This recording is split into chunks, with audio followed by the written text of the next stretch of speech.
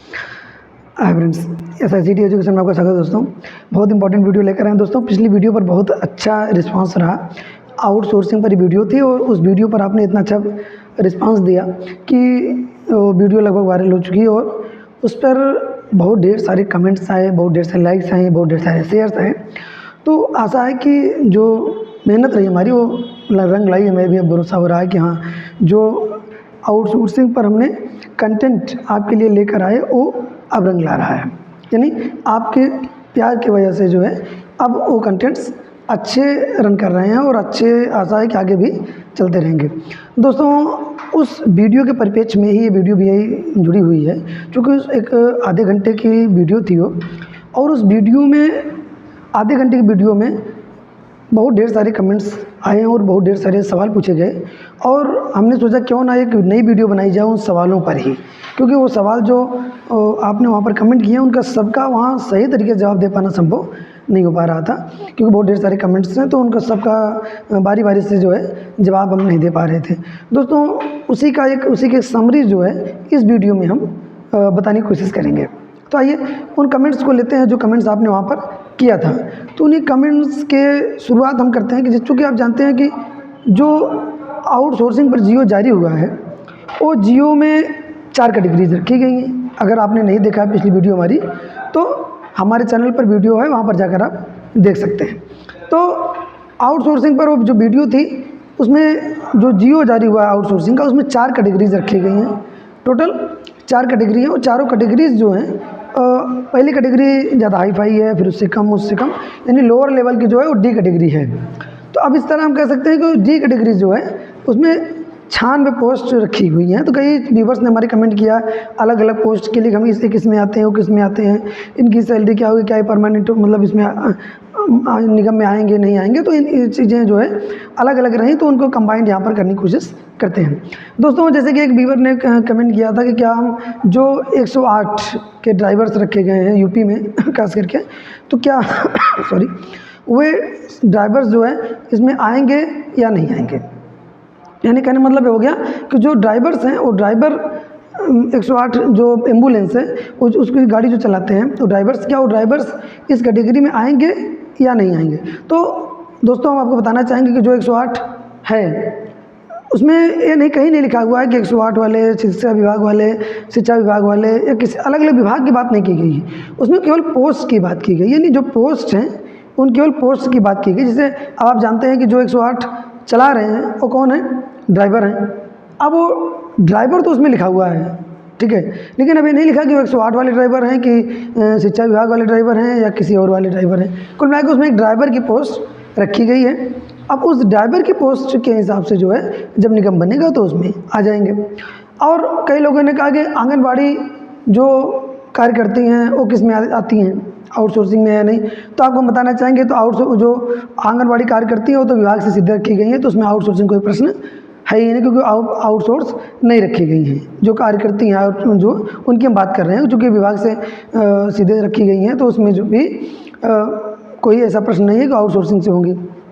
अगली बात यहाँ पर ये थी कि जो मनरेगा में काम कर रहे हैं, शिक्षा विभाग में कंप्यूटर ऑपरेटर पर काम कर रहे हैं, उन्होंने भी कमेंट किया कि क्या सर हम उस में आते हैं या नहीं आते हैं। तो अब निर्भर ये करता है कि देखिए वहाँ पर कंप्यूटर ऑपरेटर लिखा हुआ है, ना कि जैसे हमने पहले ही बताया कि उसमें ये नहीं लिखा है कि कंप्यूटर ऑपरेटर किस विभाग के होंगे, शिक्षा विभाग के होंगे या सिंचाई विभाग के होंगे। हाँ, सिंचाई विभाग के लिए भी कमेंट आया हुआ है कि जो सिंचाई विभाग में कार्यरत लोग हैं, जो जलकल विभाग होता है उसमें भी कार्यरत लोग हैं, तो उन्होंने भी कहा कि भाई हम आउटसोर्सिंग में आएंगे या नहीं आएंगे। तो दोस्तों, आपको बताना चाहेंगे कोई भी डिपार्टमेंट हो वहाँ पर एक क्वेश्चन और उसमें आया था कि जो आउटसोर्सिंग की भर्ती ये होती कैसे है, किस तरीके से नियुक्ति होती है इसकी।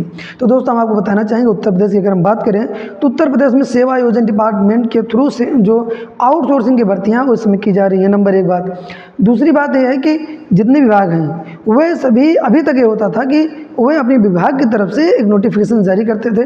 नोटिफिकेशन जारी करने के बाद जो है नोटिफिकेशन जारी कर देते थे और फिर नियुक्ति करा लेते थे, ठीक है।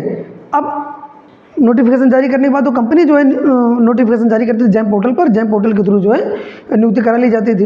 अब लेकिन ऐसा नहीं होगा, क्यों? क्योंकि अब जो भी नोटिफिकेशंस होंगी वह किसके थ्रू जारी की जाएंगी?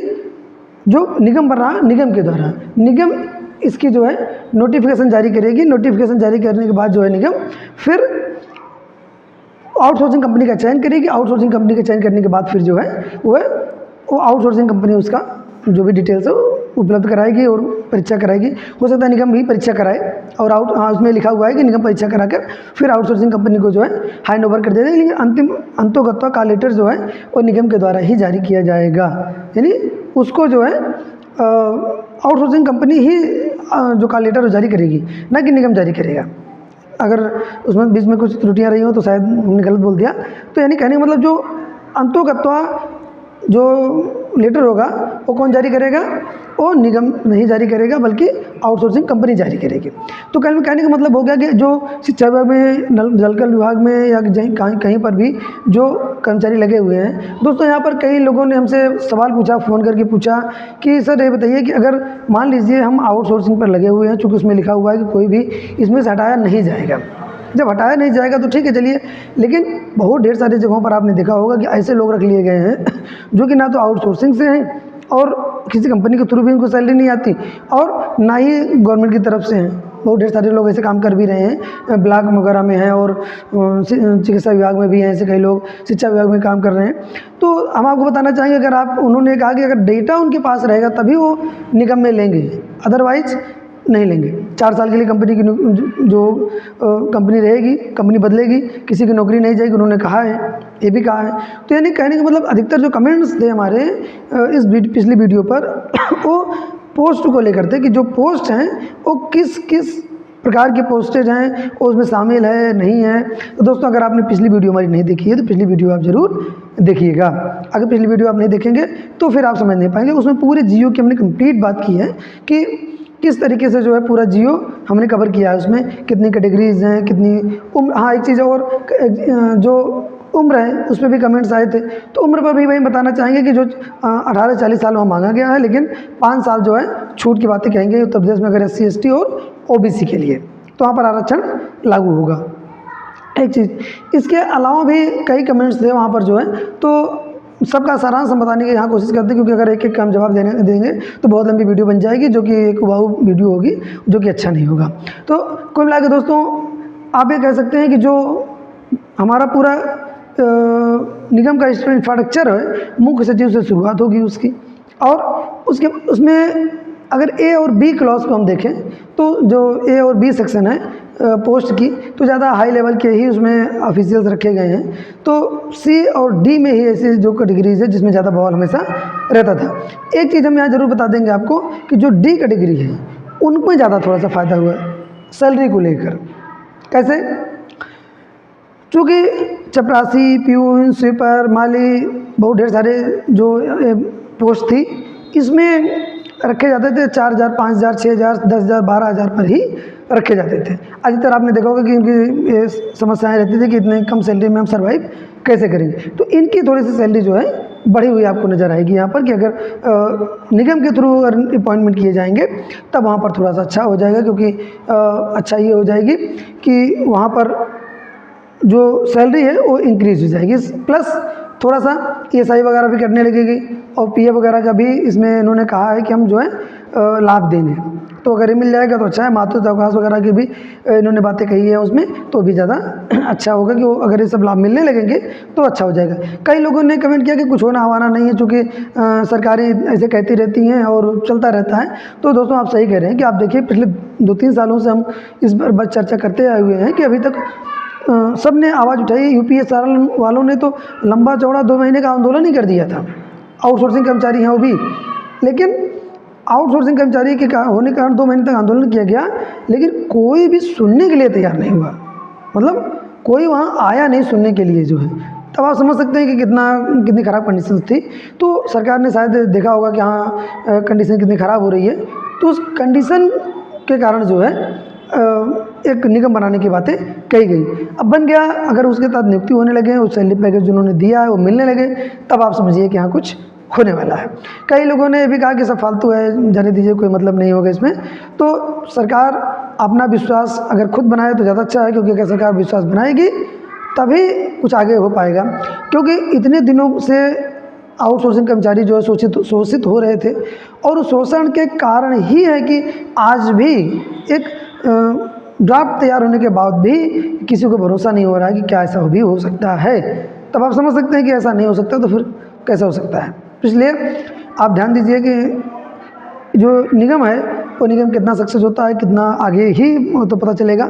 लेकिन फिलहाल लोगों को एक आशा जरूर बंधी है कि शायद आउटसोर्सिंग वालों के भी दिन लौटें, जो शोषण था कंपनियों के द्वारा वो बंद हो, और सैलरी कब घट जाएगी, कितनी आएगी, कितनी नहीं आएगी, कब से लागू होगी, इन सब पर भी बहुत बवाल मचा रहता था हमेशा।